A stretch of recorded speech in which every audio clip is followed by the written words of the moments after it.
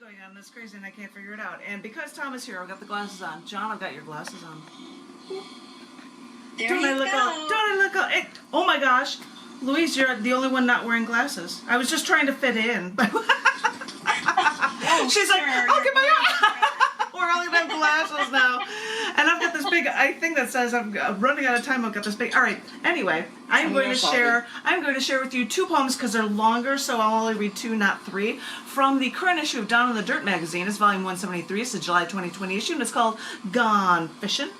Anywho, it's a cool book, and because somebody had written about Mary Shelley, I included this poem in it. And it was written on the anniversary of the day, December 30th of 1816, the day that the English Roman poet Percy Bysshe Shelley married his second wife, Mary Godwin, who later was the author of Frankenstein. So this is about her for that. So this is a poem called Until They Talked of Galvanism. It may seem like a tempestuous life, but I'm sure it wasn't her intention.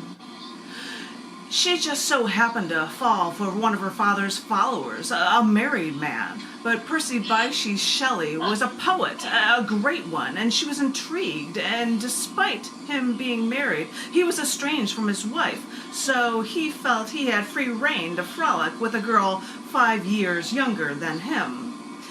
Mary even left France with him, with her sister too, to travel Europe. And by the time they returned, Mary was pregnant with Percy's baby. Yes, his wife was still in the picture, but Mary and Percy didn't seem to care and were penniless and ostracized by society, even though the death of their premature baby 2 years later, it was actually they were worried about after getting out of debt and then giving birth to a baby boy. They traveled together to Geneva in the summer, this time to visit poet Lord Byron. And during their stay, it constantly rained, so they couldn't even enjoy the outdoors and found themselves forced to stay indoors, sitting around a log fire telling each other German ghost stories, until Lord Byron suggested they should all hold a contest for creating the scariest story. And they all thought they had great ideas. And Mary, in the company of two great poets, she even told Lord Byron that her name was Mary Shelley, even though they weren't even married. But then she was mortified that she might not be able to write something as good as her poetic company. And some of them would then tell their stories, and really, they were just poetic verse that wasn't actually scary at all. They kept asking Mary what her story was, and she kept saying, "It's not ready yet." And she would listen to the poets talk about all the issues of the day and look for inspiration, until they talked of galvanism, the concept of reanimating a corpse. And that night, in a waking dream, she came up with a story and furtively wrote Frankenstein. Now, they loved her story, and shortly after they returned, she discovered that Percy Shelley's wife, Harriet, actually committed suicide. But the dark times led to their marriage, as well as the eventual release of a story of Frankenstein, the scientist who tried to reanimate the dead. Because her mother died just after she was born, Mary Shelley was used to seeing death. So when it was suggested to her that she should write a scary story, she'd find a way to bring the death back to life. Scary weird to hear how they actually come up with the stories. Yeah, Tom's giving me the yay, good for you. Thank you very much. And by the way, I'll do this after the poetry. I've got one more, and this is actually related to July for you. It was written for July 4th, and it is called Key, Imprisonment, and Poetry. It's not like we got our independence free and clear when Jefferson finished editing the Declaration of Independence on July 4th, 1776, because the British don't take defeat so lightly. It didn't matter that the USA enacted their Constitution and had multiple terms from 4 presidents, because freedom isn't free, and the Brits so hold grudges. They took the battle to our shores in what we call the War of 1812. Now, at one point, the lawyer Francis Scott Key found out from his brother-in-law that the Honorable Dr. Beans was taken hostage by the British. Now, this Dr. Beans was a straight-up righteous guy, so Key went to President Madison to tell him. Yes, he actually went to the president, and he said that he had to get Beans back. Madison set up Key with a man named Skinner, and they went to the British on their boat, and they'd talk and they rationalized and schmoozed until the Brits said they'd return Beans to them.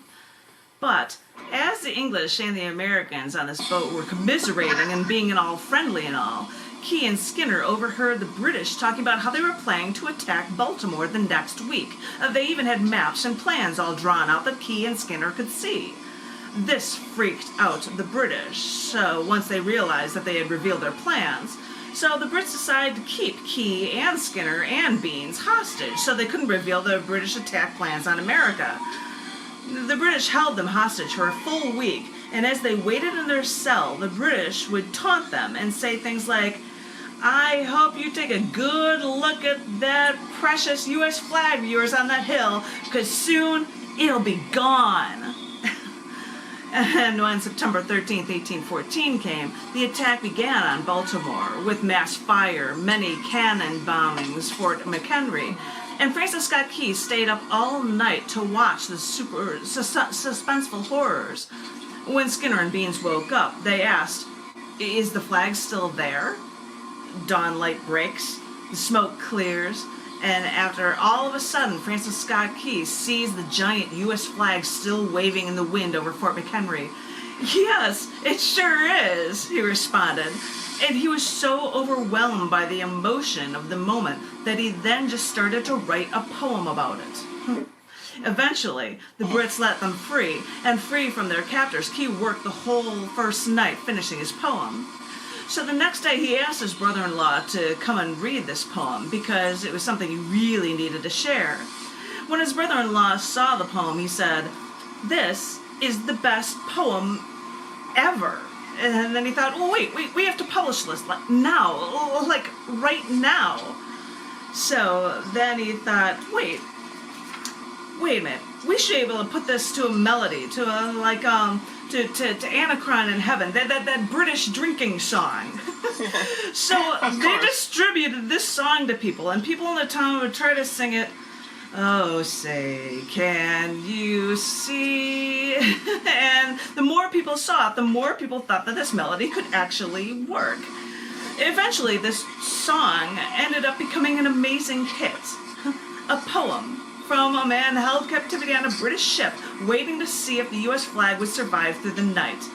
One man wrote a poem about it, and as a joke to Britain, they sang this poem into a convoluted British drinking song, making this poem an in-your-face that the U.S. will always prevail. Oh, good story. So those were And true. and we do what we can, exactly. So I should give myself my little pittance applause. Yay! Definitely. Yippee skippy, pittance applause. It says that in